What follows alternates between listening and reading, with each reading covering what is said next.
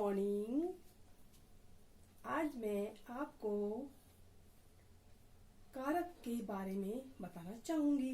इससे पहले मैंने आपको सबसे पहले पढ़ाया था भाषा, भाषा के बाद वर्णमाला, वर्णमाला के बाद संज्ञा, संज्ञा के बाद लिंग पढ़ाया था, लिंग के बाद वचन पढ़ाए थे, वचन के बाद आज मैं आपको पढ़ाने जा रही हूँ कारक। कारक किसे कहते हैं? 2 और 3 क्लास के बच्चे तो समझेंगे कारक क्या होता है, लेकिन फिर भी ये मूल रूप से ये छोटी छोटी चीजें हैं जिसका कि आपको जानकारी होना बहुत जरूरी है। जब आप हिंदी पढ़ते हैं या कोई भी सब्जेक्ट पढ़ते हैं तो उसमें कारक का जानना बहुत जरूरी है। बिना कारक के तो वाक्य ही नहीं बनता, समझ में नहीं आता ये क्या है ना। तो इसलिए कारक को आपको जानना जरूरी है। आपने संज्ञा समझ लिया, सर्वनाम समझ लिया, है ना। और अब आप कारक के बारे में जानेंगे, वाक्य के बारे में आप जानते हैं और आगे पढ़ाएंगे। तो कारक किसे कहते हैं? संज्ञा और सर्वनाम, जो भी वाक्य में जब 2 शब्द होते हैं, संज्ञा और सर्वनाम, ठीक है, उन शब्दों का संबंध जब क्रिया से बताया जाता है या वाक्य में जो क्रिया रहती है उससे बताया जाता है तो उसे हम कारक कहते हैं, ठीक है। अब जैसे राम ने रोटी खाई, तो ये वाक्य तो मैं समझ में आ रहा, राम क्या है? संज्ञा है ना। संज्ञा का संबंध किससे हुआ? राम का संबंध किससे हुआ? खाने से हुआ। तो राम ने क्या खाया? रोटी को खाया। तो उसका क्या हो गया कि जब संज्ञा या सर्वनाम का, या मैंने खेल खेला, मैंने क्या करा? खेल खेला, खेला क्रिया हो गया। तो जब संज्ञा सर्वनाम का संबंध क्रिया से बताया जाता है तो उसे हम कारक कहते हैं, ठीक है। कारक में एक होता है चिन्ह होते हैं जिसे हम परसर्ग या विभक्ति कहते हैं। ये 8 होते हैं, ठीक है। पहला होता है कर्ता कारक। कर्ता ने कर्म को करण से संप्रदान के लिए अपादान से संबंध काकी के अधिकरण में पर संबोधन हे अरे ओ, ठीक है। ये चिन्ह होते हैं। इन चिन्हों के बाद अब हम इन चिन्हों के साथ जो कर्ता कारक, करण कारक, करण कारक, इन सब की परिभाषा बताएंगे। तो सबसे पहले होता है कर्ता कारक। कर्ता का मतलब होता है काम के करने वाला। कर्ता कारक उसे कहते हैं जो काम का करने वाला होता है। काम कौन कर रहा है? जैसे राम ने रोटी खाई, कौन किस काम करने वाला कौन है? राम। राम ने क्या खाया? रोटी खाई। तो ये क्या है? कर्ता कारक हो गया। राम ने रोटी खाई, तो ये कर्ता कारक हो गया। अब है कर्म कारक, जिस पर क्रिया का फल पड़ता है ना। जैसे कर्म कारक में हो गया कि जैसे कर्म कारक में हुआ जैसे, हाँ, जैसे रमा ने तोते को उड़ाया, ठीक है। रमा ने तोते को उड़ाया, तो किसको उड़ाया? को, तोते को। तो काम का फल किस पर पड़ रहा है? तोते पर पड़ रहा है ना। किसको उड़ाया? तोते को। काम क्या किया जा रहा है? रमा ने, ये तो हो गया कर्ता कारक। किसको उड़ाया? तोते को, ठीक है। तो ये हो गया कर्म कारक। तीसरा होता है करण कारक। करण कारक उसे कहते हैं कि जिसके द्वारा हम काम करते हैं। जैसे हम आपको पढ़ा रहे हैं, हम चश्मे से, है ना, चश्मे के थ्रू, चश्मे के द्वारा हम आपको पढ़ा रहे हैं। या हम चौक से बोर्ड पर लिख रहे हैं, तो हम उसके सहारा ले रहे हैं ना। तो ये क्या हो गया? करण कारक, जिसके द्वारा हम काम करते हैं।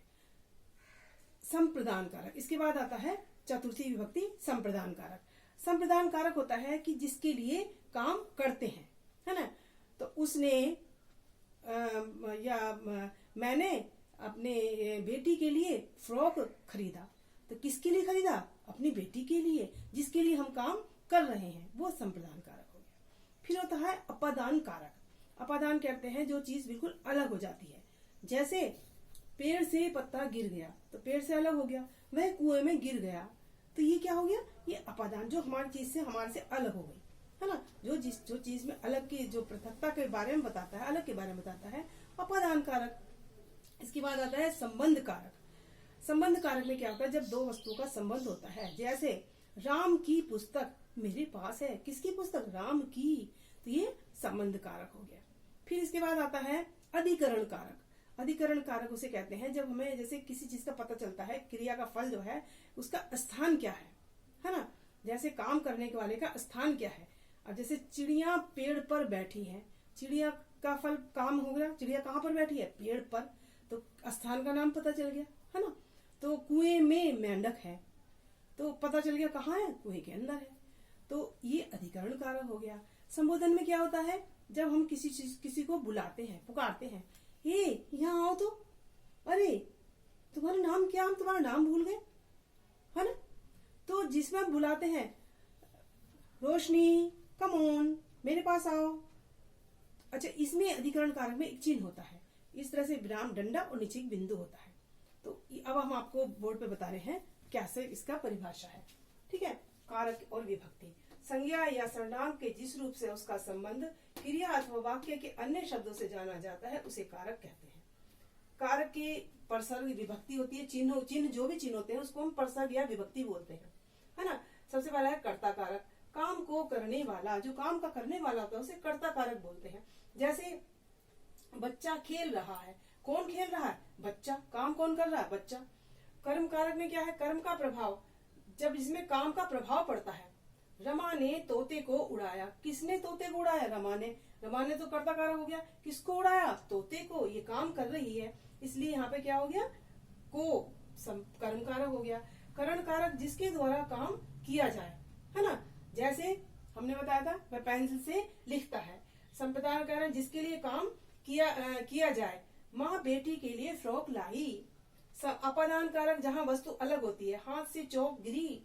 संबंध कारक, जहाँ संबंध स्थापित हो, राज के पिता अध्यापक हैं, किसके पिता, राज के पिता। अधिकरण कारक, काम के होने का स्थान का पता चले, बच्चा बेंच पर बैठा है, कहाँ, बेंच पर। संबोधन कारक, किसी को पुकारा या बुलाया जाए, हे राम मेरी रक्षा करो। ठीक है, इसका चिन्ह होता है ऐसे करके, हे राम, राम के बाद हम चिन्ह लगाएंगे, तो हे राम मेरी रक्षा करो। ठीक है, अब क्या होता है कि कर्म कारक, ठीक है, और संप्रदान कारक, दोनों का चिन्ह को होता है, इसका को होता है, इसका केली होता है, लेकिन दोनों में बहुत समानता है।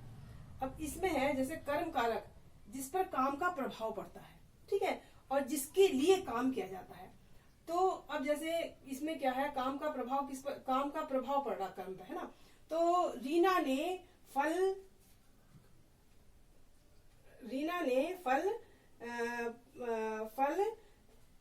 काटे, है ना।